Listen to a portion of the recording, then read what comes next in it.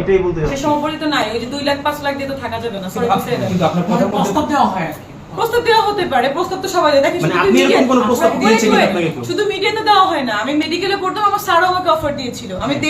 আমি এগ্রি করি নাই বলে আজকে আমার যেটা আমার 4 বছরে পাশ করার কথা 5 বছরে, সেটা আমার লাগছে হচ্ছে 8 বছর পড়াশোনা শেষ করতে।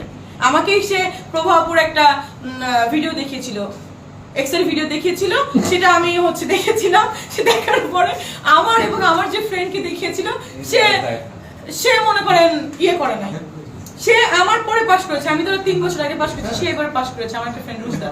তো আপনি বলছেন যে মিডিয়াতে শুধু হয় মানে কি? মিডিয়ার বাইরে যে চাকরি করতে যায় 5,000-10,000 টাকা চাকরিতেও তো অফার দেয়, 5,000 টাকা চাকরিতেও তো অফার দেয় মেয়েদের, যে স্যারকে খুশি করতে হবে। সেটা কি হবে? আমি খুব স্পষ্টবাদী কথা বলি বলে আমার সমস্যা। তো শুধু মিডিয়ার দোষটাকে ভাই কেন দেন? মিডিয়াকে কেন দেন জানেন? কারণ সবাই মিডিয়াকে দেখে, স্ক্রল করে, না একটাকে